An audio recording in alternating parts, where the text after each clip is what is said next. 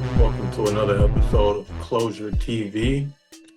Today I'm going to be the interviewer, the moderator for this conversation. We got our good brother Dorian here. I'm going to be interviewing him. Not really on anything too specific, just general questions about his background, upbringing, and what it is that he has going on, and perhaps what he's going to be doing in the future. So, without any further ado, let's get into it. How you doing, man? Man, I'm good, bro. Thank you. Absolutely. All right, well, let's jump right into it. So, first, I want to start off with your upbringing, your childhood. What city did you grow up in? What area are you from? I'm from the Bay Area, man. I was born and raised in Pittsburgh, California, uh, until hit teenage years, and then from there I moved over to Oakland.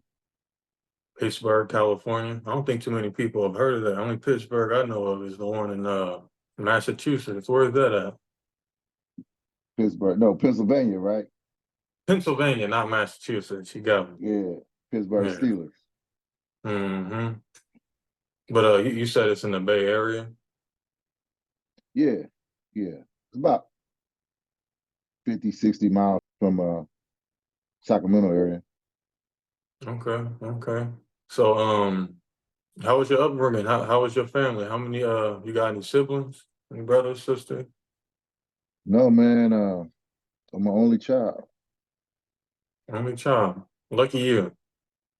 Well, I'm sure there's an upside and a downside to that. Your parents, you grew up with your mother and your father, or just your mother, or what was that? Yeah, it was just me and mom most of the way. Early on, she was married, and so my stepdad was in the picture, but that dissolved as I was still a young boy, and then it was just from then on out. It was pretty much just me and my mom most of the time. She would have a friend, you know, here and there, but that was it. It was just really me and her. Okay, I see. How long did you live out there for? You spent most of your childhood, or did you cut out at high school? How was that?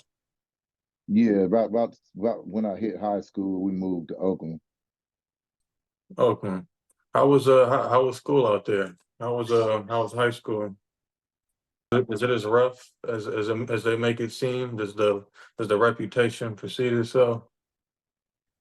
Yeah, I mean, for me, the transition from my growing up in my small town of Pittsburgh, um, knowing everybody for the most part, been to school with these cats in my younger years, to now going into a school in a bigger city, it was a total like uh shift, and a shock to my system. And that literally was the start of a out of control spiral uh, at that stage in my life, because I was out of sorts. I didn't, you know what I mean? I wasn't a school guy anyway, so I was cutting school and doing all of the above pretty much since like sixth grade anyway. So you telling me I got to go to this school and deal with all these folks, and I didn't want to be in school in the first place. I just took off to the races. So I would go to the school, but that's what I would be. I would be at the school, not in the school. Yeah, I can definitely relate to that. It sounds like it was sort of like a culture shock or like a social shock that you could because you weren't really used to being around that many people in that kind of environment. Um, you said that you spent some time with a stepfather at some point, and then he ended up moving out of the picture. I want to know if there was any positive affect that you think he had on you as you got older, as you started getting older. Because I know that having a masculine role model, being a young man, is not only very important, but it's something that is missing severely right now in our society. So I'm just curious as to whether or not there was anything you remembered about those times that was good or whatever it may be. Uh, And I if mean, not, then are there any other masculine role models that you can pull from? well, yeah, no, I can address the question of my stepdad in the saying that he brought to the table what he brought to the table for me. Uh, and what that really was is that he had a certain way. Now, me as a young, impressionable kid, I was looking for some other than what he was bringing to the table for me as a young man, and then so the real time spent uh, teaching me sports, teaching me that manly edge, those type of things uh, didn't happen. And the thing of it was, it wasn't that I knew exactly what I wanted. It's just that anytime I looked to him to be a resource, he he kind of failed me, you know. And it don't make him a bad dude. It's just that I understood later on in life that that was something that was missing. You know, just like you said, was there a role model? Was there somebody that personified that role that I looked to? And I can say there were family members that people that did fulfill that role were family members and stuff like that. Uh, but that was far and few in between as well, because it wasn't. I didn't get that hands on, day for day, step for step um, presence that would cement those ideals in a young man and mature and shape up his vision on what he needed to be doing and what he needed to be focused on, right? What was kind of acceptable and what was kind of frowned upon in a sense, right? So that true direction was a lot of times for me something that I had to kind of just have my eyes and ears open and be on a swivel with, giving it the best take that I could using my senses. And your senses sometimes will fail you. So sometimes, yeah, because of that information or lack thereof, I made bad choices. And sometimes I couldn't course correct for years because of that. How old are you again? Sorry, question. As of right now, Man, you gonna go and do that. I no, I just want to give a little context. I'm You look like you're 54, like bro. 30, you're in your 30s. So, 54, bro. oh, see, yeah, I was way below. Even a less moderate guess would have still been below that. No, it's just a little context. You're a wise man. So, on Appreciate that that. note, yeah, yeah, it's just like you said, you did the best that you could with the tools that were given to you. I think that oftentimes, and not all the time, but oftentimes the people that raised us did the exact same thing. Given the resources and tools they had at hand from the ways that they were raised, they did what they could with that information. I think culture plays a large part in determining the direction that people choose to go with those tools. Um, like you just said, sometimes you can have someone that's trying to raise you or do what they think is good for you, but really what's under the guise of good are things that are probably not so good. And under the guise of things that are bad are things that should probably be attended to a little more. So I think that's just the result of, I would call it, the generational behaviors and habits and rituals that are passed down um, through each successive generation. And some people have really good ones, and some people not so much. I think it's all about what you choose to do with it. And I think certainly you're certainly in a space where I'm sure you or other people that you grew up with didn't expect you to get to psychologically, even if they don't know that yet. So Yeah, that's interesting. I just kind of wanted to touch on that point because I know, in my experience as well, that having a role model, someone that you can model your behaviors after, because you're ultimately going to model yourself after something. Not even just as a child or adolescent, as you grow up, because we're always developing. And I think for the people that didn't get what they probably could have got, should strive to become what it is that the next kids generation will need. So I wanted to bring some attention to that. But you said that once you made the shift to that new school, that that was sort of the beginning, the inflection, that was you beginning to lash out or whatever. Do you think, would you consider yourself like more of an introverted person, or an extrovert, or do you not really agree with those categories? I definitely don't feel like I'm an introvert. I feel like I'm introverted to the point that I super analyze and critique my thoughts because I know I'm the master and controller of my thoughts. So in that respect, I am an introvert because I try not to allow the narrative of the world to determine or dictate my reality without me cross-referencing my own thoughts.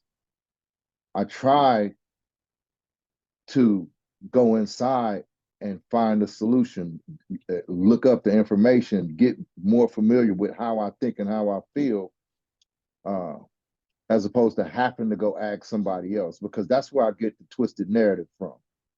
It don't make them a bad person, just like you said with that father figure, that role model. Sometimes they could be meaning the best and most well intentioned uh, things that they might say or do around you, but not knowing it's causing you damage, right? Just like you said, because of how they might have received the information or how they feel about the information. So in that respect, I am an introvert. But as far as me presenting myself to the world, being able to engage people, I'm totally cool with that. I'm cool with being quiet too, though. Don't get me wrong, but you know, I feel like it's so much more to life than to just be quiet and act like I'm living in this world by myself when I'm a person that understands and believes that I'm a child of God and that He put all of us here to coexist. So I'm shutting off my blessings by thinking that I can do what He need me to do by being by myself. Does that make sense? Oh yeah, absolutely. But to give a little context, introversion and extroversion, psychologically, is something that's sort of on a spectrum. So people that are more introverted, the reason they are, at least by that definition, is because they don't gain as much value from socializing with people, and extroverted people gain more energy and they become more motivated by being around other people. I don't know how much of a choice it is. However, I do believe that you can definitely only get so far by being engrossed in your own world and not really liking to branch out and socialize.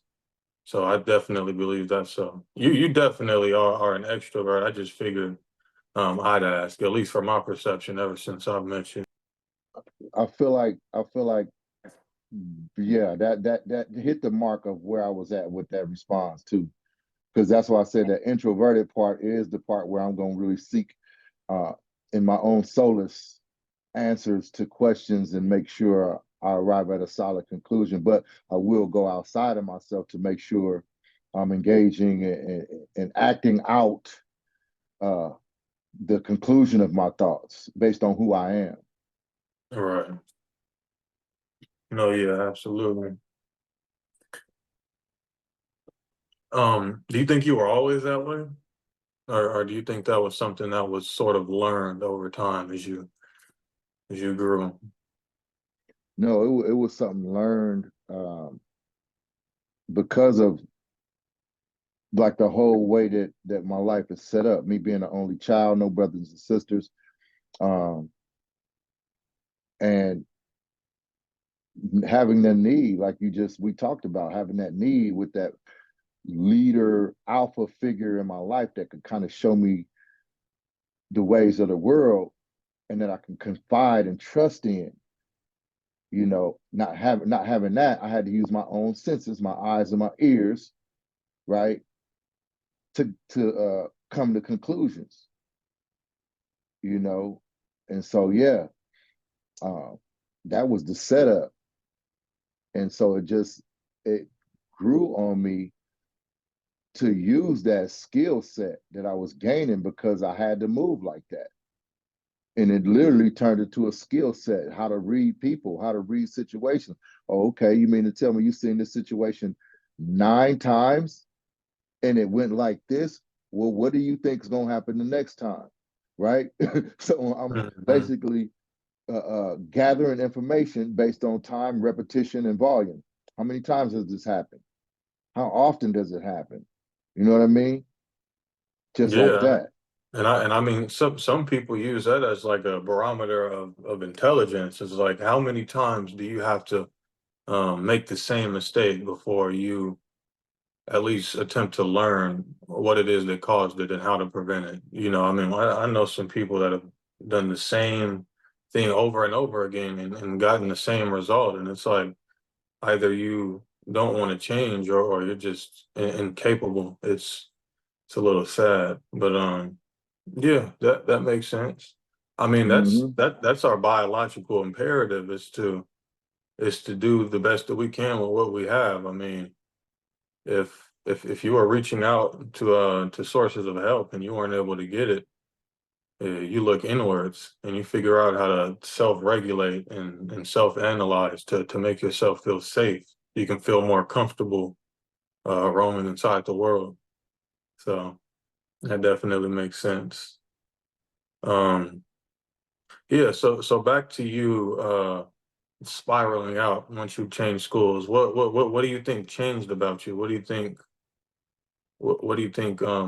caused you to change, like you said you did, and what do you think changed? Because I know everyone's experience in high school is a bit different. I've certainly got my fair bit of stories about mine. So at around that time, how was that? Well, I think something that changed,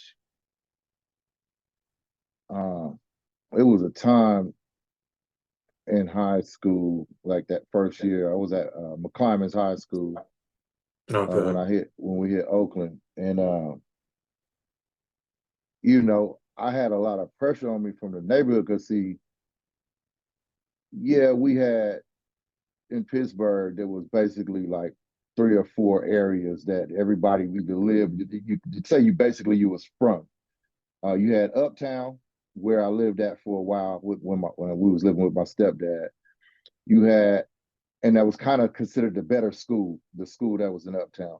Then you had downtown as a neighborhood, which I lived all the rest of the time. And then you had what a lot of people are familiar with, an area called El Pueblo, which people know as the Low, a notorious neighborhood, Of right? And course. so that was pretty much it. You get what I'm saying? That's 3 neighborhoods. Whereas in Oakland, you had a neighborhood everywhere. And it was Jokers was deep from every neighborhood, right? And so that's a total shock to my system as well, because I don't even know where the hell I live at. Right, You know right. what I'm saying? I don't know my neighborhood. So I was in West Oakland, and so I got kind of eventually started getting familiar with that. But the hit to your question is that a lot of that was weighing on me. And so when I'm having these pressures coming at me, cats is coming, they deep, they've been around each other forever and going to school, middle school, grade school, and now you know what I mean. They running up. And I'm like, man, I got to figure out something to do. You know, it wasn't like I couldn't do a one-on-one or something, but at that time I'm like, shit, these fools is deep too. I'm finna get jumped just for what I mean. I could like nah. So long story short, I went and got my mom's gun, and because Cat was trying to press up on me, and I was like, I ain't finna play with you. You know, because when I see you trying to press, but I see you got 3 or 4 of your homeboys right there with you, and I already know I'm outgunned, no question. I'm not getting jumped, right? And so I came back with the gun like next day or so to school, and dude tried to breeze up, and I was like, yeah, you fuck around and get popped out here. Right? Because that's where I was at with it. I need you to know it's a real thing about you running up on me. And so, but that just really started a more um downward spiral, you know, because I didn't want to be at school anyway. I didn't want to have to deal with all of that, you Right. know. I wanted to be, I wanted to cut school, smoke my weed, and be left alone. Run with my little buddies, you know what I mean, that I was gathering. Because guess what? I'd say 75, 80% of the people that I call myself clinging to, or, we hooking up, was all not from Oakland, or not from that side of town, Hmm. right? So we was a little band of misfits in a way, Right. you know. So, and that's what it was. We just clung to, we hung with each other. We gonna go, we breaking in cars, breaking in houses, doing stuff like that, just to getting started type criminal behavior and activity. Uh, and so that occupied my time, you know, drinking beer, smoking weed, chasing a girl or two, and just, doing it like that. And then at the end of the day, wash, rinse, repeat. I go home like I've been at school all day. Absolutely. So let's go back a little bit. There was certainly a gang presence out there when you moved out there, and that wasn't something that you were uh, previously used to over there. It sounds like so you were attempting to become acquainted and adapt to the new environment that was a bit rougher than what you had previously been in. That's definitely not something that's easy. I mean, me myself and a lot of other people I know didn't spend their entire childhood in the same area academically. You move around a lot, and we know for a fact that when kids have to move around, you have to redevelop friend groups and you have to situate yourself into your social environment.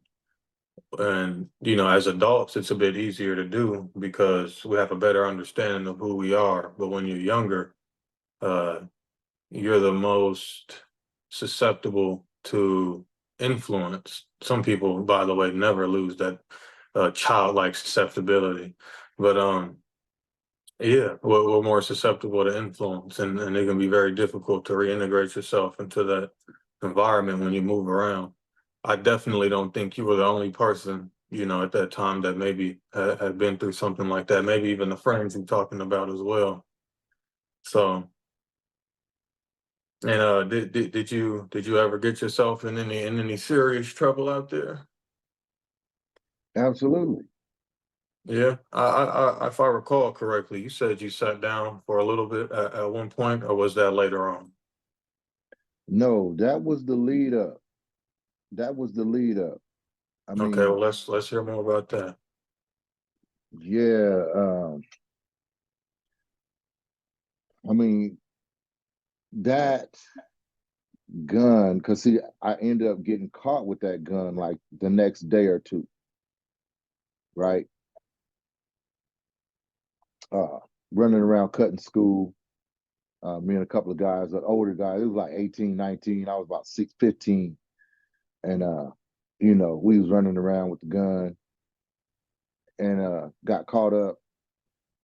And so the point I'm making is that from that arrest,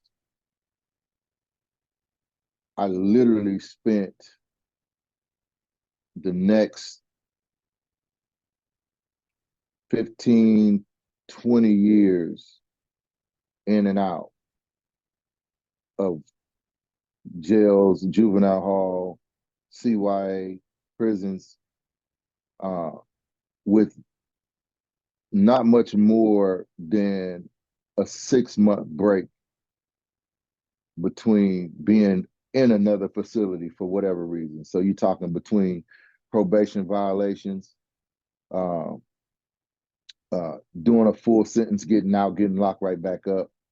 You know, the time that I spent on the streets was literally less than 6 months at a time, you know. Hmm. So yeah, doing a year here, a year there, 18 months, 36 months, like that was the type of time I was doing where, you know, you got a lot of people that would hear that and, you know, they have had uh, one sentence that they did 10 years or 12 years, you know, whereas that was my experience. So that was what started it. So you talking hardcore stuff. Um, I mean, honestly, like I would say that for the gun was probably the most hardcore thing. Well, now I had did burglaries and stuff before that, but it was all adding up. It was going in that direction anyway. And so yeah, it just got worse after the gun. Okay. So, and you said it was over a 12 to 15 year span that you were um, in and out of jail and whatnot because of that stuff. No, What, I'd what do say you, 20 years. 20 years, excuse me. Okay. 20 years. I said 15 to 20 because I had to do quick math in my head. And I only got Hmm. two brain cells left and they be fighting each other all the time. So sometimes I can't get the answer that fast. Think you got a few more than that, my brother. But yeah, we can't be talking like that. So I'm gonna go on a limb and say that you did not grow up in a financially affluent household. Nah, I didn't believe that. I didn't believe it. Nothing wasn't nothing affluent about what was going on around me. Yeah, yeah, yeah. Because I would make that excuse, honestly, if I had this, if I had that. And honestly, and I would say in my heart of hearts that yeah, if I had uh, the members only jacket when they was out brand new and everybody was rocking them, if I had got that, it would have kept my focus a little bit more in school because now I'm saying, hey, I'm trying to fit in. I need some clothes that people ain't talking about. Then I probably would have been a little bit better. If I would have had the Nikes when everybody start wearing Nikes, see, that's how old I'm now. I'm really telling on myself.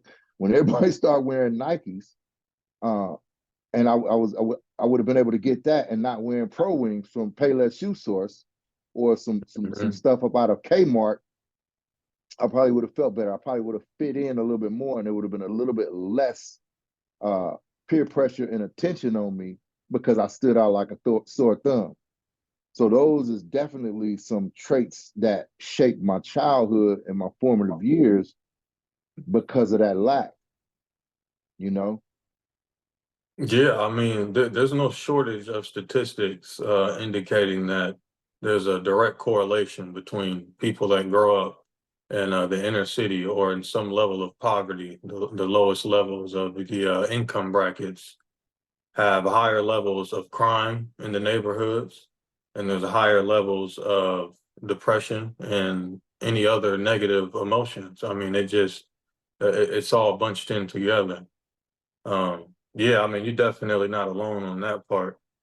I can't exactly give a clear solution to that, but I know the explanation is evident that if you can't fit in and adapt in school, you know, when it comes to the clothes and even the way that you speak, it can lead to all sorts of bullying and a lot of other things. And I think a lot of people have experienced the same thing to varying degrees. So yeah, there's definitely nothing new about that. So you said that you had preferred to sort of revert inwards and be with yourself uh when you were a bit younger. Do you think that you'd have a different perspective if people were more, or the people that you were around, if you perceive them as being more like-minded? Let's say everyone that you went around was good, cool, and cool. Do you think that you would have been so, or do you still think you would have been a little more um, inward tuned? And I'm asking this because it kind of tells a little bit about the sort of person, that someone is. Because when you talk about coming up in these sort of environments and then having the mind and the ambitions that you do now, I can relate to that a lot. And there's very few people that I know that carry that same opinion and it actually be true. So I'm trying to see if there's a connection to be made between people that come up like this and that have those experiences that don't end up going off the deep end completely, which you obviously have not. Just to keep it short, Yeah. um, I got those experiences, man, because well, they happen as a byproduct of my situation and what I observed.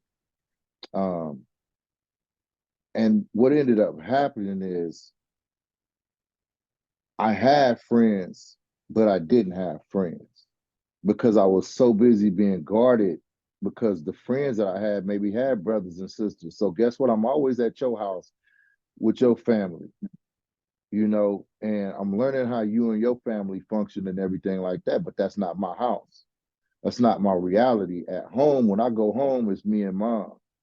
You get what I'm saying? So when I'm bringing up stuff about how I might ask questions about what I see going on at my homeboy's house or whatever, uh, a lot of times my approach was cut short. You know what I mean? Because it was more of a response that said you need to appreciate what you got, or just not a response that would really holistically shape my thinking about what I was experiencing as a kid. As a result of that, the work that I do now in trying to communicate with people, creating platforms that people can communicate and express themselves, is all because of me trying to find ways to communicate and identify what that impressionable kid that I was needs. Because I know Hmm. just because I got older, I was maybe lucky. I was maybe privy to having a certain thinking that makes me understand there was stuff that I was missing that could have been I could have had access to it.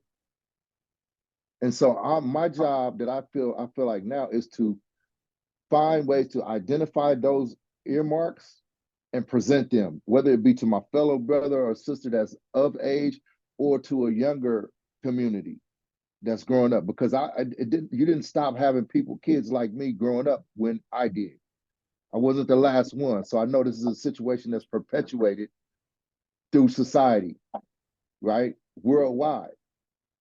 And so that was the whole thing with that. But like I said, with the friends, you know, everybody had their own makeup, and I knew I was dealing with a certain reality when I went home, and then there was nobody there. As a kid, you typically following somebody's footsteps or hanging with somebody that's like you're taking guidance mostly from a person that's a year or two older than you, because that's why we are. We think, yeah, when I get this age, how I gotta act, or when I get 16, I'm gonna be able to get a car or a motorcycle. You know what I mean? It's like those are the little things that we want incrementally as we grow, as we age. Those are our wants. We don't want much, Yeah. but it means everything when we see it and we identify it as a need that will help us.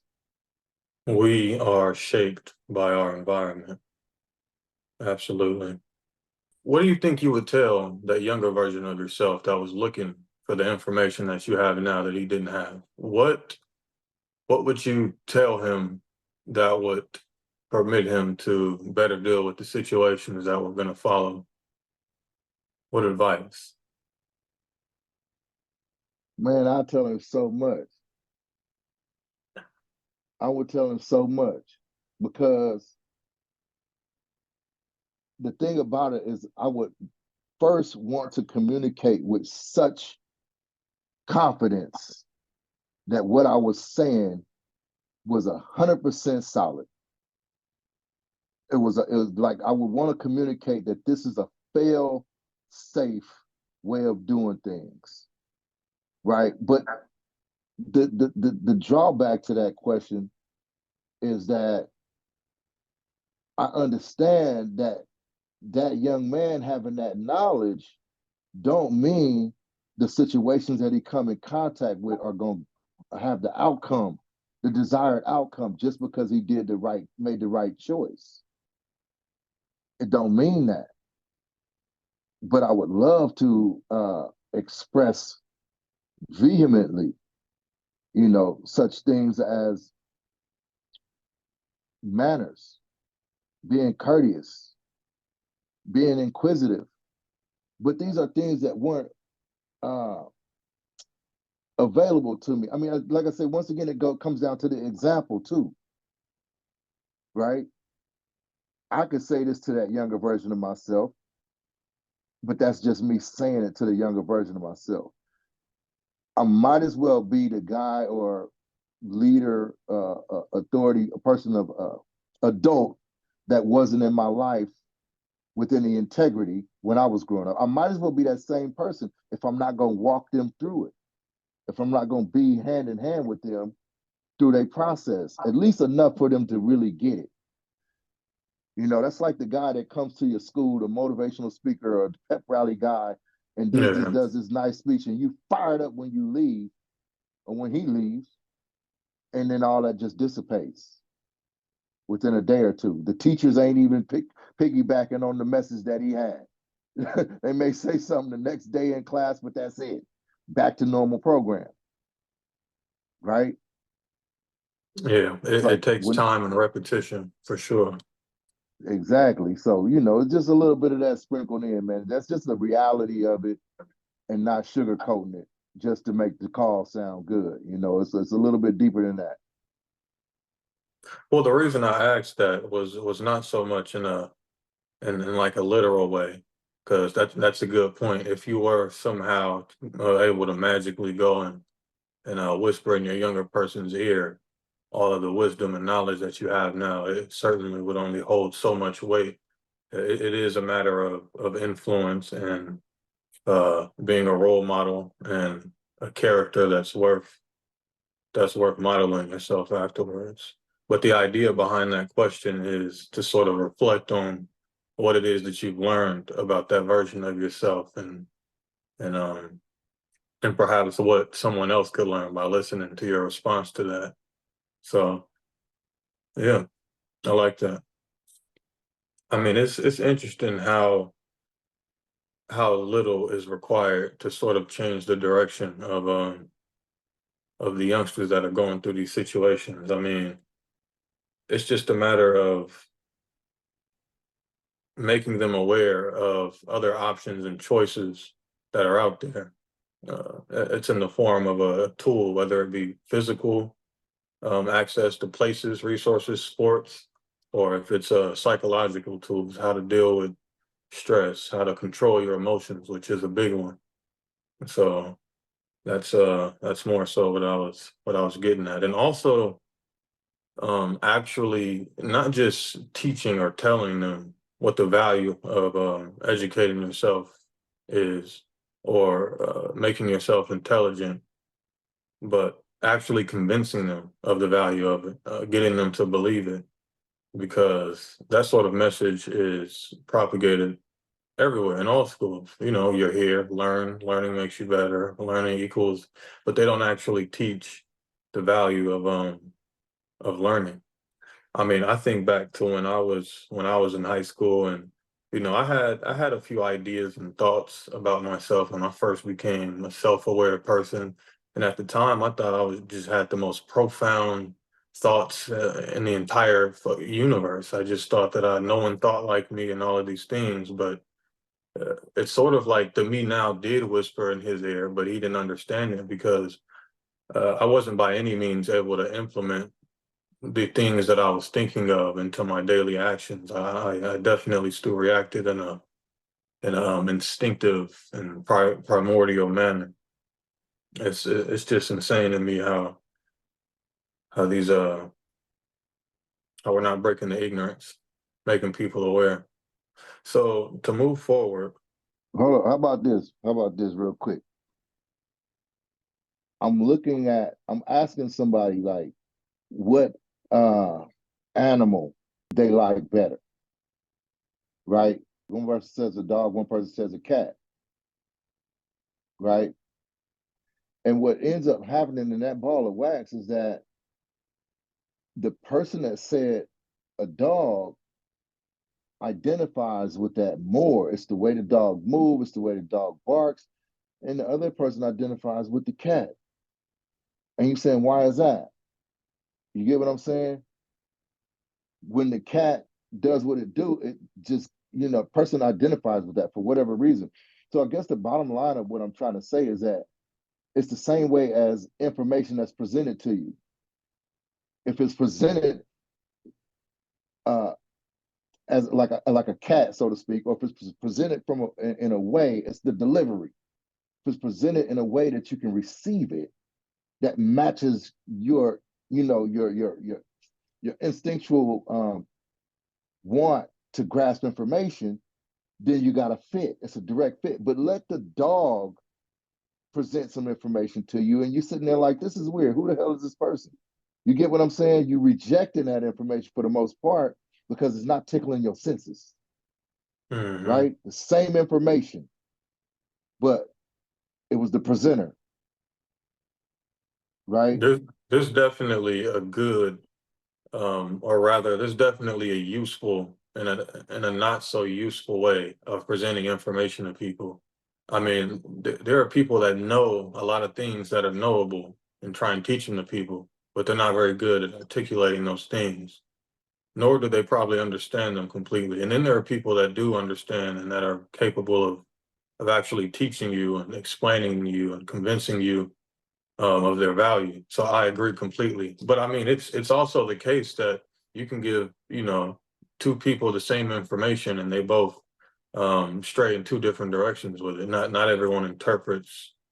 Not only does not everyone interpret information the same, almost no one interprets information in the exact same way. So there's definitely some complexity there. I think I get what you're saying. Okay, what do you think got you through all of that stuff that you went through? All of the as far as your experience going in and out of jail for those 20 years. What do you think was the guiding light, the North Star that was able to create a path through all of the chaos for you that brought you home? Because some people get lost in the darkness. What do you think was able to drive you through? What was it psychologically? Who was it? What was it that was able to bring you through? God. God as I understood him at that time. You can elaborate exactly how it is that you perceived it. It was a sense of faith, devotion. How would you explain that? Well, this is the question, the answer, my answer is based on hindsight. Hmm. Because in the moment of all of those dark times and all those situations, if you can imagine my journey, I'm in jails and institutions. I can imagine, I can visualize right now being in a lockup unit in the room by myself, and there's almost a chicken mesh steel grate type window covering because they don't want you to be up have a real window, but full of nothing but loogies and just nastiness that's been caked up for years. I've been in those type of situations, and it's like being in that type of situation, and you have thoughts, and you sitting there saying like, "What the hell's going on?" I got some real time to myself to think about the situation I'm in my life, and just trying to figure it out. And in those times, God would come up and he would be really, really heavily present in my thoughts. The what ifs and the whys about his existence, right? So I was always familiar. I had been made aware of God even as a kid. saying your prayers, stuff like that, right? And so, like I said, as time sped forward and I was in and out of jails and institutions and situations, I understood that to be God's grace that carried me through those situations. If you know me, you know I have a book I wrote about a lot of those experiences called He's Able, The Path of My Evolution. Hey, There it is. He's Able by Dorian Adams. Where is there it you go. available at? Amazon? Where is it at?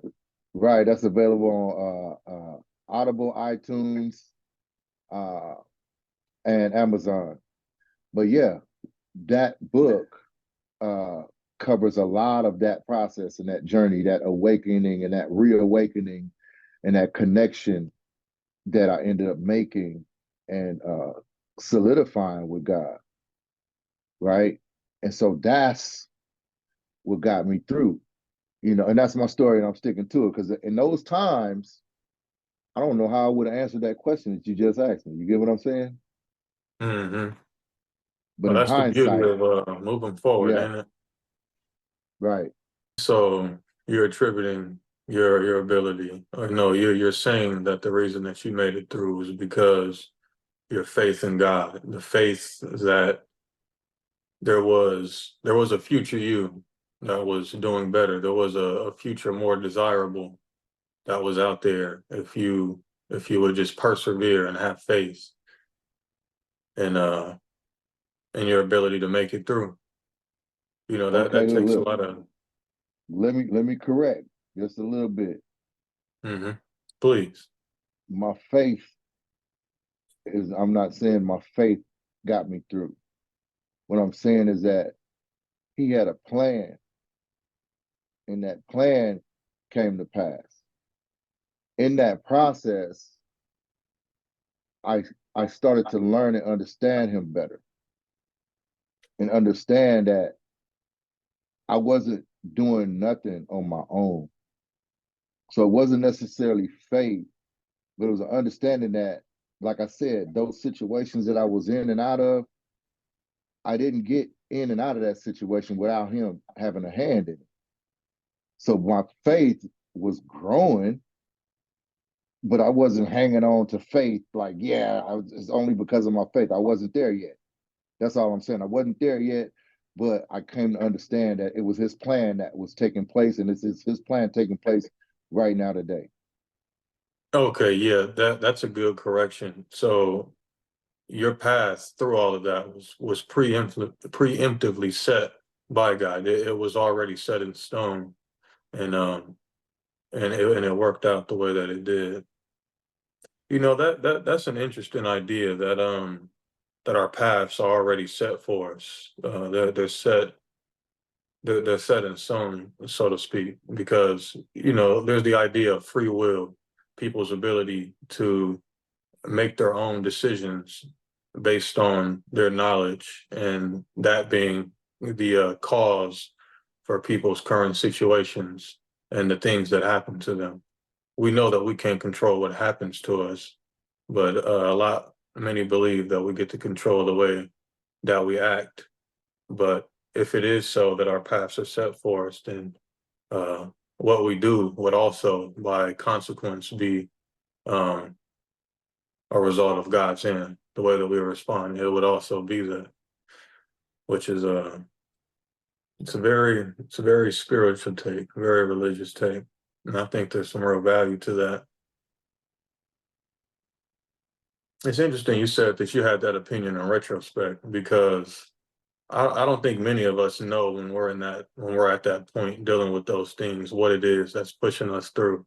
But you can always kind of look back at any point in life, you can look back to some situation and say, yeah, I don't know how that worked out like that. But it just sort of does. And it certainly seems to me that there's some divine intervention going on there. That's Yeah, I mean, in a lot of those situations, you think about it like, and I can say now that yeah, without a shadow of a doubt, you can ask me what I think is getting me through, and I'm gonna shout it at the top of my lungs is God, right? But I got Mhm. my faith is more intact. It's in a way another place than when in those situations. But like I say, looking back at those situations, if I analyze it, I would be able to say that I was looking for a currency. You know what I mean? My currency and it was different things. My currency was what I was bringing to the table physically, monetarily, financially, or you know what I mean? That was my currency. I didn't realize that the currency that God was providing for me was priceless.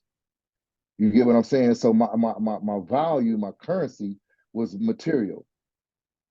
See what I'm saying? When I'm pulling up into a situation or whatever it is, I felt like what I was bringing to the table physically was what was going to move the needle for me around man, around other people. That was going to get me in and out of doors. I didn't have a currency value in God at the time because I wasn't investing in that. I was investing in the things of this world. So anything that I was going to find that was going to get me a up or some status, I felt like came from how I maneuvered around man. What I had that you might want. And typically people that was running in my peer group didn't want spirituality. So what I'm gonna do, I'm gonna try to provide what I think you need. So I played that game, and that was the currency value of my life. Moving forward, I learned a different angle about things. Does that make sense? Oh, well, I'll try and explain what you said, and you can tell me if it's accurate or not. So what you're saying is essentially that at different points in our lives, we value different things based on our level of wisdom, or however you would describe it. And at that time, your value or your highest value wasn't placed on God or any sort of divinity. It was placed on what would give you the best results in your current situation. And at the time, that was the physical world, whether it be cars, clothes, money, or anything else of value that you could provide. And as you got older, that value was transformed and rightly placed upon um, the way that you treat people, the way that you treat yourself, your your connection with the higher power, God, and the things that aren't, what's the word for it? Things that can't be materialized. These are things that are inside the internal world. So that would be your psychological well-being, your intelligence, your ability to cultivate relationships or to repair old ones. To summarize, your value was on that before, it's on this now. Is that accurate, or did I That's screw it? that's that's pretty close to a bullseye, as I would say a person could get. Um, yeah, just knowing, understanding that now. That's what I'm saying. I can explain it now, Mm-hmm. but I probably couldn't have explained it to you then. Like you said, after getting a little bit more knowledgeable, a little bit more seasoned about things, I can make that assessment. Who knows? Even once again, who knows what my assessment may be in 10 years from now, right? But as of now, because of my spiritual awareness, self awareness, and being honest about what I experienced, and it actually that ties in uh, the aspect of this podcast. The podcast is about closure, and it's like having those questions. That was a brilliant question, you know, having those questions posed and having people able to sit, listen, and analyze and critique what was spoken gives people a chance to maybe find closure in the same type of situation by asking themselves that same question, right? But a lot of times we go days, years, weeks, and months. Well, I said it backwards, but we go through periods of time where we don't take the time to self-reflect. We don't take the time to analyze if we've even made progress in certain areas in our life. We don't take the time to understand if there's an albatross around us while we're saying we got a goal to make it over here. The albatross is going to stop you from getting there, brother. You're being held down by your own baggage that you feel like you need to take with you until the next iteration of your life. right? And it's nobody holding that baggage on you but yourself because you refuse to acknowledge the baggage. That's why we need closure. Get rid of that extra weight that's going to hold you down. You're not going to never get off the ground. Absolutely. And what precedes closure is exactly what you just said, reflection. To take time out of the busyness of everyday life to reflect on what it is that you've been through, what it is that you dreamed, asked, or even prayed for in your past, and to look at where you are now and to ask the question, do you have, or rather, how much closer are you to what you wanted than where you were?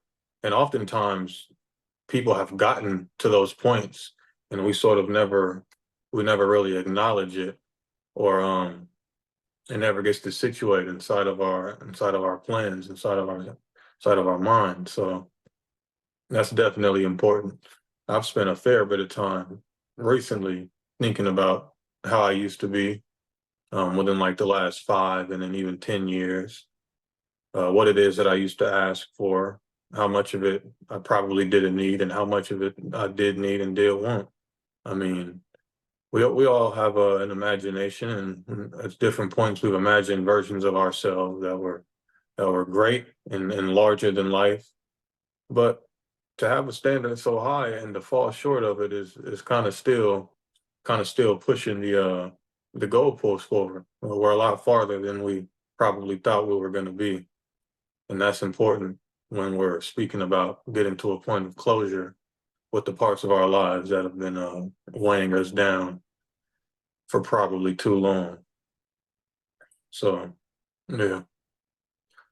Um, I'm gonna switch the narrative off of that now. I have a few more questions. What got you into bodybuilding, big man? Mm, man, bodybuilding, uh, it was a foregone conclusion, I would say. Back when I was a kid and was first exposed to physical exercise, in the slightest, it was push-ups, it was sit-ups. Uh, but at the time, as a kid, uh, Bruce Lee Mm, was the guy, and he had that karate body, man. We call it karate body. You know, he had his little cuts and everything that like that little slim dude. yeah, But you know, 10% body fat, 8%. right, yeah, yeah, yeah. Lean as a coffee bean, right? That was one of my sayings back in the days, coffee bean lean.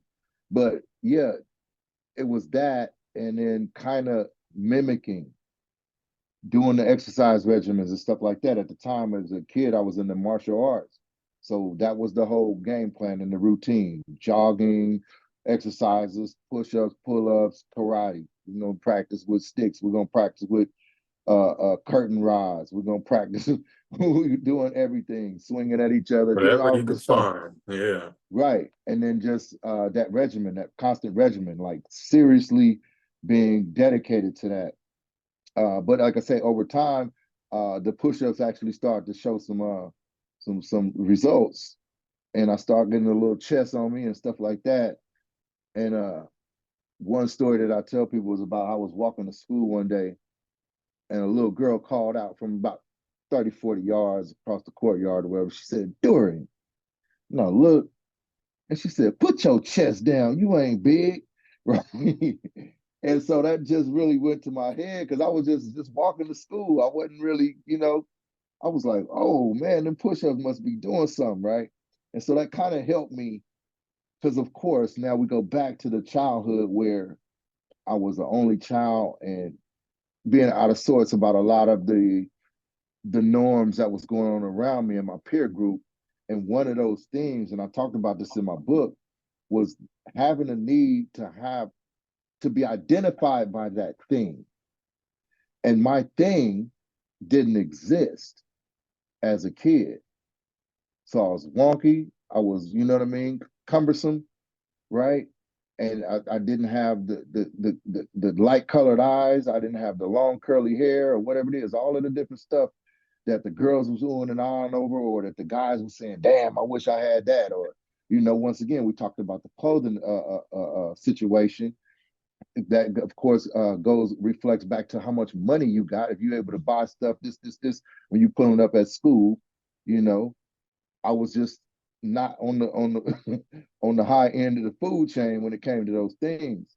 And so when I was acknowledged in that genuine respect from that girl, because she didn't know what she was saying, she didn't know how I was going to receive that. When that acknowledgement happened, it lit a fire, right? And so I just kept doing my thing in silence, you know. But over time, I actually did start gaining a little bit more muscle here and there because of my regimen. But the actual bodybuilding didn't happen for years and When you years, started you taking know. it serious. Right. No, so what happened was I wanted to take it serious in my early 20s. And because of my associations in the street life, uh, I was once again trying to fit in, once again trying to be accepted. And so when I would bring up the idea and notion of going to work out, going to the gym, my boys was like, "Man, come on, let's go do this, let's go do that," which was all street related, you know, crime related, drug related, right? And so I would push off what I wanted to do, which was fitness and looking good and, you know, building my body to go do what everybody else wanted to do. So in that respect, I literally uh, divorced myself to marry the team, the homeboys, right, and the street life, and I did that. It parlayed my entry into the bodybuilding arena seriously for like 15 years. But once I did make that reconnection, it was on and popping. I ended up within 3 years becoming a professional bodybuilder in one of the most prestigious or the most prestigious bodybuilding federation in the world, the IFBB. So I'm an IFBB professional bodybuilder right now today. I can go compete anywhere in the world, and I actually it doesn't really expire. So let's just say that part. You know, I'm still active in that community. No, that's definitely impressive. So it was something that you had always kind of wanted to do since you were younger. I mean you know it's that's not too unique. You know, when you're that young, a lot of kids want to put some muscle on so you can impress the girls. You know, be a little more attractive. That's cool. Some people obviously ended up taking it more serious than others. I certainly did at around like 15. I started doing pull-ups, push-ups on street signs and, you know, kind of just getting it in wherever you can. I think it initially starts off in the more visceral aspect. You can feel the progress before you can see it. And you know, when you're that young and you start feeling stronger, it kind of has an effect on your confidence. It allows you to deal with the things that happen to you in life a lot better. Um, I mean, and it can increase your physical competence. You know, your ability to defend yourself and sort of ward off the predators. Um, you spoke to a very interesting point that I want to look at. So you said that you didn't have your thing when you were young. I don't think a lot of kids have their thing. I don't think a lot of ladies or young men have their thing. And I think it is important, especially adults, that we have what I would identify with now as a passion, um, something that you can completely engross yourself in, because that's the exact thing that keeps you out of trouble. It keeps you from spiraling into cynicism and nihilism and depression and just unhelpful behaviors in general. Is to have something to put your entire self into. And I think that everyone kind of knows that intrinsically. Everyone. Some people have been able to unfortunately convince themselves to, and you know, that's no shot to people that are simplistic, that don't really want too much out of life. But I think most people at some point have imagined themselves doing something at a high level to some degree. And I think a lot of people unfortunately give up on that. So when it comes to the youth not having that thing, that's definitely something that teachers or parents, which are the same thing, are supposed to create a path for. They should act as the conduit from the child to the passion. That's exactly what keeps kids out of trouble because you're going to get into something.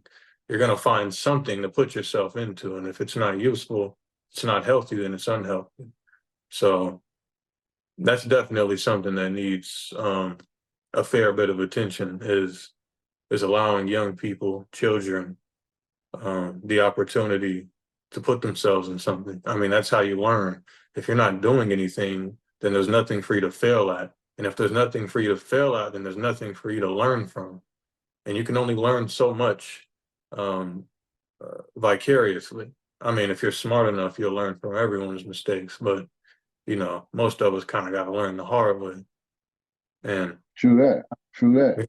it's definitely necessary. So, yeah. But that's why I said, bro, like facts is that, yeah, the thing that I was able to identify other people as other people having is because I saw them getting that acknowledgement. And I know, put it like this, I wanted to receive the attention that they was getting because of whatever that thing was, The you reward. know. You get what I'm saying? I wanted to receive that acknowledgement, right? And that was the acceptance part. That was, in a way, for a lot of ways, for me, it was the fact that this person was born with a layup. You know what I mean? And I'm like, shit, what do I got? You know what I mean? Like it was like, why wasn't I born with that sort of a golden spoon in my mouth? You know? And so it was a wonky little uphill battle that I think a lot of people face, and that's why you got a lot of people out displaced and getting in their own little bubble because of the fact that they don't know how to acknowledge their worth and they're not being spoken to. That aspect is not being spoken to, and so that's the part I was saying about me, and when you talked about too with parents doing the best they can. Whereas some parents might be juggling a household with three, four, five kids, right? And they Hmm. doing the best they can, but the acknowledgement of that real thread that's taking this kid from one phase of their life to the next can get missed if a person or a parent or adult is not keen to the needs of that child. I have to relive my childhood in a lot of ways to try to identify with the youth of today because I mean that much for them to not miss the boat if I can have something to say about it, right? If you're not going to receive the information, that's one thing. But if I'm not going to put the information out there and I have it, then I'm doing you a disservice and everybody else around me. Because even though we're talking pointedly about kids and youth, the same information can be impressed upon an older person who never got that same information. Just because you a 20, 25-year-old man don't mean you got that information yet, Hmm. right? And so it's a more of it's a deeper dive on saving ourselves and being available for each other, you know? Yeah, Because you'll look at absolutely. somebody, we're gonna pump our chest and act like we got it figured out. That's the nature of man. But if I'm open and available enough in the moment, I might be able to serve you something that you needed and didn't know you needed it. And you're gonna be like, whoa, that's what's up. I mean, the other day I'm talking of doing something like, and I said, man, you know what? I'm 50 plus years old, and that's the first time I ever heard that information. I could have used that 20, 30 years ago. But I can't be upset. I got it when I got it, and now I'm gonna do something with it. But you don't know what you don't know. So You don't. we can't be so quick to dismiss that a person might not might not need the information we have just because they look like they got it. Just because they look grown, because they Hmm. talk fast, because they talk with authority, or seemingly to talk with confidence, right? If I mean well, I'm gonna listen closer. And you know that about us because that's what we do. When we chop it up, when we go there, we go there, No, I right? love it. Yeah. Yeah, And so I love that's that. just the hit. Yeah. And that's an extremely good point. So two things. And I'm not sure if anyone knows who Jordan Peterson is. I think you do. His Mhm. first book, 12 Rules for Life, he has one of the chapter called, and it was an extremely good chapter. It's called Listen to the person that's speaking to you as if they might know something that you don't. And the Mm. idea behind it is that regardless of who it is that you're talking to, regardless of their socioeconomic status, race, religion, creed, demographic, whoever they are, even if they are wrong 99% of the time, listen to what they're saying as if there's something that you don't know. Because what that means is that there's something you could learn. And I think that it takes a certain degree of humility, especially as men, like you said, we like to pump our chests out to be able to listen to another person, regardless of how you feel about them, and listen because you want to know something. I mean, we're different people. We have different experiences, and we all interpret what we've been through in the world differently. And I think if people were to gain a bit more humility and learn how to, dare I say, humble, ourselves, we could probably get a lot more done. I think it's imperative actually. So yeah, that's a very good point. What caused you to write the book? What do you think initiated you wanting to write the book? I'm sure that can be a very long-winded answer or a short one. So you just do how you want. Time. Time prepared me. The motivation was that I've been through so much stuff. And like you said, once I realized, looking back over my life's timeline, that I didn't make it through none of that drama and trauma were it not for God. And being able to now acknowledge that. See, because that's another thing about God and spirituality. It's almost kind of taboo for you to say you believe in God and act like it when you're growing up and when you're in the streets and you're going back and forth to jail. It's kind of taboo to say you believe in God and act like it because, first of all, your actions are not adding up. For me, it wasn't adding up to the fact that I believe in God. So I knew in my head that I acknowledged God, but I was in no way, shape, or form acting like I believe. And so what ended up happening is he baked in a consciousness and an understanding about him, his truth for me, and baked in my willingness to go ahead and say that out loud and mean it and stand on it. Right. And I always extol his virtues without telling somebody what his name got to be. I don't try not to push nobody in no particular direction, but if they do have a heart and the desire to connect with the Father, he's available. However, a person's going to connect. So I just use God as a reference point because people know who the hell God is. So you know what I mean? You figure that out for yourself and what that connection may look like for you. But for me, you know what I mean, it means what I say out my mouth, right? Uh when he basically I use the term a lot, kind of green lighted or kind of took the tape off of my mouth, that's when it was time for me to write the book.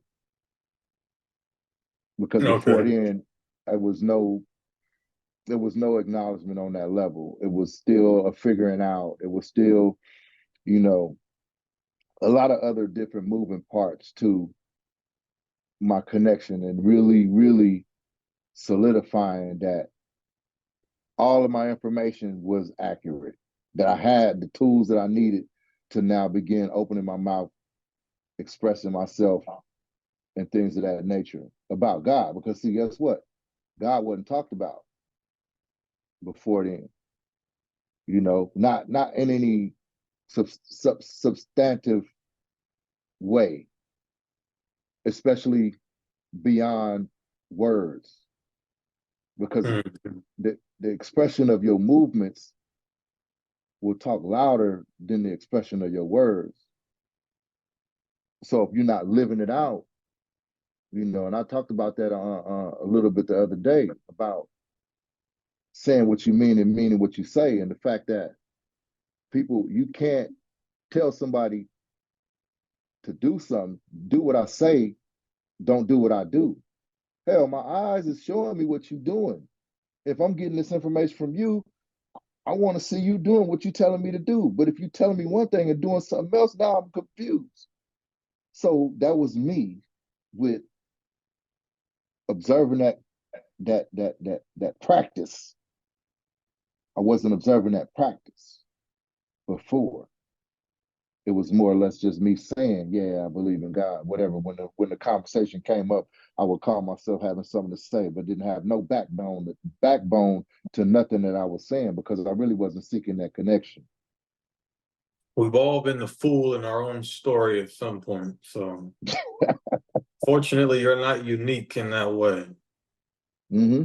Yeah, man, it can definitely be difficult sometimes.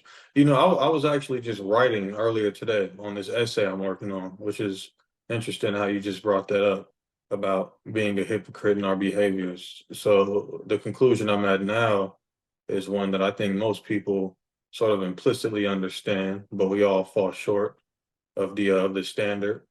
That is, our behavior tells tells us more about what we believe than anything we can articulate verbally, which is essentially what you just said. Our actions speak louder than our words. But the angle I was coming at it from was that, you know, or you know what, I'm going to use the perspective that you just had as far as saying that you believed in God or your faith and your actions not being cohesive with that. So I'm sort of at a point of confliction where I do believe that we we can know more about ourselves based on our behavior than what we say. But I also know that you can speak something into existence. So if I'm someone that, let's say, is a cigarette smoker and I don't want to smoke anymore, I might tell someone smoking is bad for you and you shouldn't do it, but I still do it. But smoking is still bad for you and you still shouldn't do it. It's still the truth as far as I'm concerned. So I do believe that, which would be contradictory to what I just said. Your behavior is more telling than your words. But I don't think that's always the case. I think we do exemplify hypocritical behaviors, but I think that's probably just the start of how people change those behaviors and grow. And it sounds like at some point you had a catharsis, an internal transformation where you realized that and began to sort of reverse the roles from putting the cart before the horse to putting your actions behind those words. And that's literally what Hmm. I was just writing about is, well, if our behavior tells us more about our words, about our what we believe than our words, then why is it that before everything that I've gotten to now, I said it, but wasn't in congruence with it, with my actions? I think it's just all a process. To cut that short, I think it's just a process that you Hmm. have to learn from, because, like we said before, some people never stop making the same mistakes, and they'll go around telling everyone what not to do. As a person who has not, they're going to tell you what to do to have. And I think there's some wisdom there. If my life's all screwed up and everything's messed up, and I tell you not to do something, I'm probably telling the truth. I'm probably right, but it does make me a hypocrite. In a sense, but here's the hit to that too. On the flip side, is that when the student's ready, the teacher is going to appear. So even though you might be contradicting your own words, the person that's hearing the words might be primed to hear those words. So when you say them, even though you're displaying a different action, that's just the reality that you Hmm. might face to know that you're doing something different or whatever it is, and they might see that too. But the truthfulness or the need for that information may be prime for them when you say it. So it's cool too that you have a pure intent to just either say what's right. Just, you know what I mean? That's always got a place. But my thing is that to put the onus on myself to actually let my actions and my words line up, as opposed to being somebody that's not doing that. That's a choice, right? That is a choice. But well, like we just talked about a little while ago, I don't feel like I have the choice to hold those words back if that's knowledge that I have that somebody else could be thirsty for right now in the moment. And I don't feel like, you know what I mean, saying nothing. I appreciate. I think that's actually important because, as I just said, that's been, and it isn't something that I only just now started writing about or dealing with. It's something that I've been thinking about for a while, because we all, to a certain degree, have said things that were incongruent with our behavior, but you can kind of feel like that it's true. It's almost like you're speaking it into existence. You're putting it forward so that it's something that you can walk into. I mean, I don't believe anyone has their actions and their words in perfect alignment. I mean, you'd be perfect. You'd be Jesus. So I think there needs to be a distinction made there, because there's a lot of scrutiny on the idea of saying things that you're not doing and being a hypocrite. I think there's some value there. I think that if you speak something into existence, you should do it after. I think it has to be intentional, because you can certainly Mm-hmm. be someone that just says things, in particular things that you don't actually know, or even worse, things that you don't actually believe, and end up doing someone more hurt than you are good. But that's a really Mm-hmm. good point. If you have something and you think it's important, um, whoever you may be talking to, even if it's yourself or God, I think it should be said, because how else are you going to bring yourself out of where you are to where you want to be if you can't identify and articulate what that is? I guess there's a difference between saying you're ideal and then claiming that you are something that you're not. It's like I'm in like pre-med school or something, and I go around telling everyone I'm a doctor, but I'm not actually a doctor yet. It's like, well, I mean, you're what a doctor is before he was a doctor, so you know, if I say I'm a philosopher, it's like, well, you're what that person was before you get there. I think that's just a matter of um what's the term that they use for that?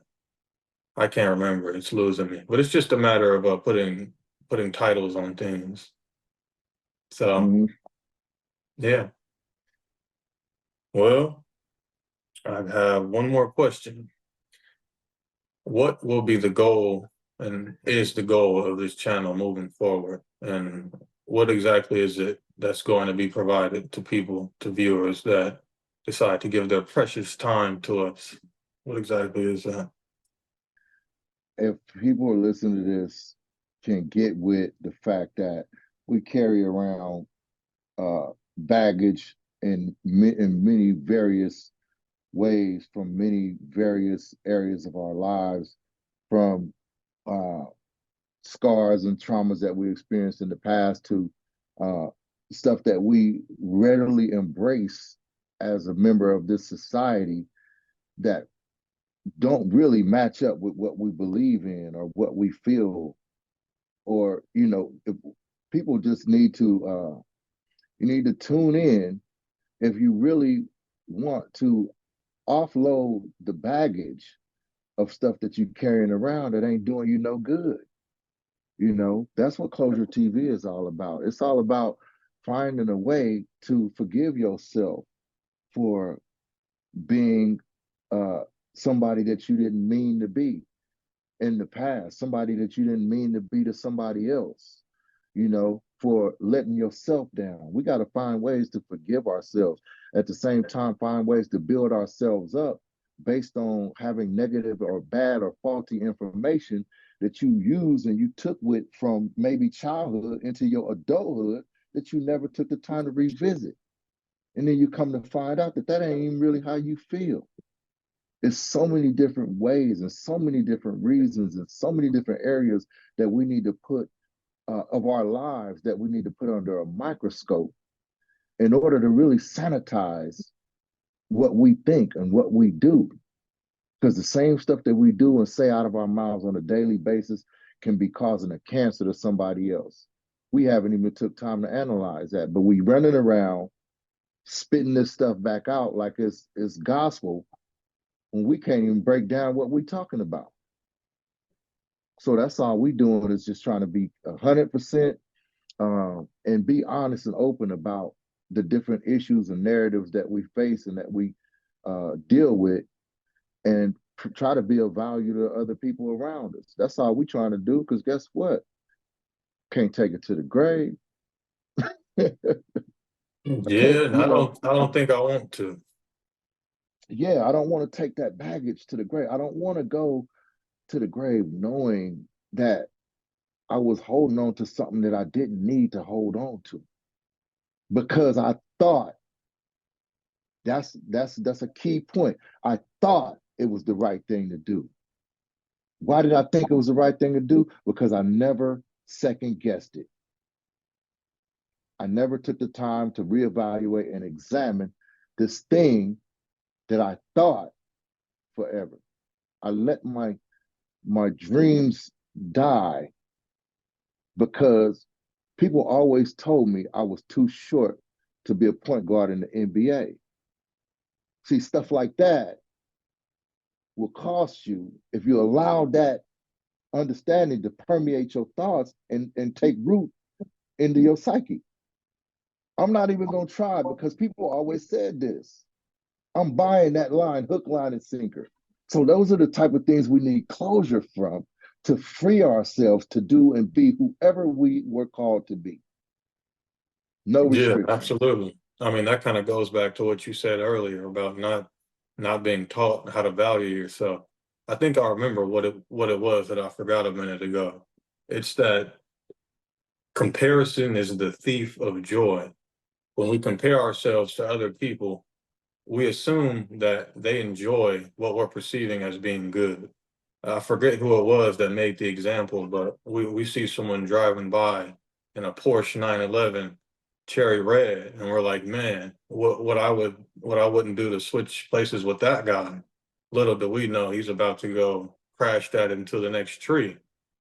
Like we just kind of assume that other people have something that we would want without what comes with it, which is a very naive and ignorant uh, mindset, frame of thinking.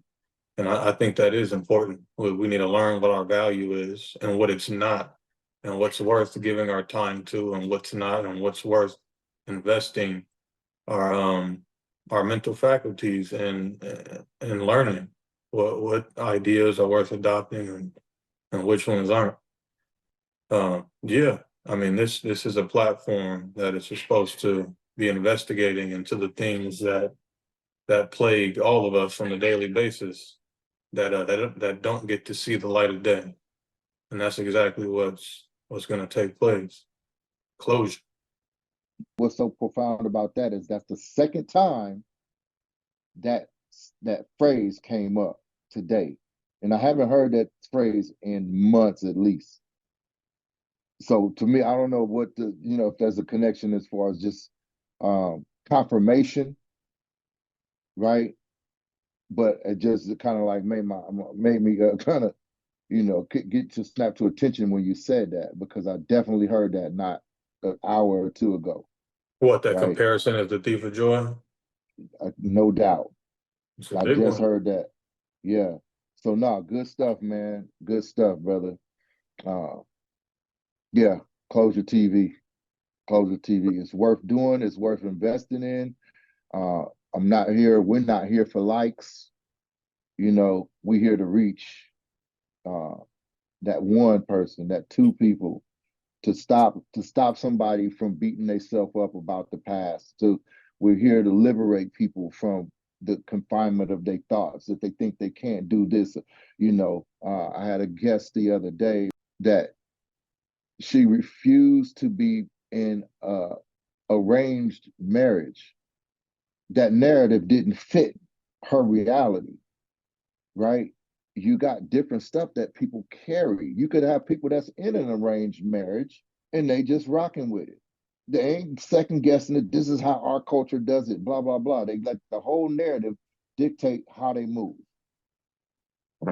knowing on the inside they live in a mental prison because this ain't really what they want, but they accepting it as reality. See, that's some closure closure related stuff right there. We just need to be brave enough to step out on faith and say, hey, if I examine this thing, I'm gonna be okay with the information and I'm gonna act on it accordingly. If it reveals something that I didn't think it was gonna reveal, or whatever the information is, wherever it leads me, I'm gonna be bold enough to ask the questions. I'm gonna be bold enough to do a discovery instead of just accepting things as they are. I think the cherry on top of that is that that's exactly what the bedrock of what this is. It's curiosity. If you can be curious enough to ask questions, to ask yourself questions about why you do, why you believe, and why you anything, well, then you can get to the point where you can discard all that baggage and maybe even move forward. It's curiosity. That's the bedrock of it. You have to be inquisitive. You have to want to know that there's more. So absolutely. Well, this was an excellent interview. It was good talking to you, brother. I will probably see you again soon at some point. For those of you who are watching, if you found any value in this, I highly encourage you to go and follow the channel and watch some of the previous videos, and then keep your eyes out for the next ones. A wise man once told me two things that I never forget. Number one, you gonna live forever. Number two, if you gonna say something,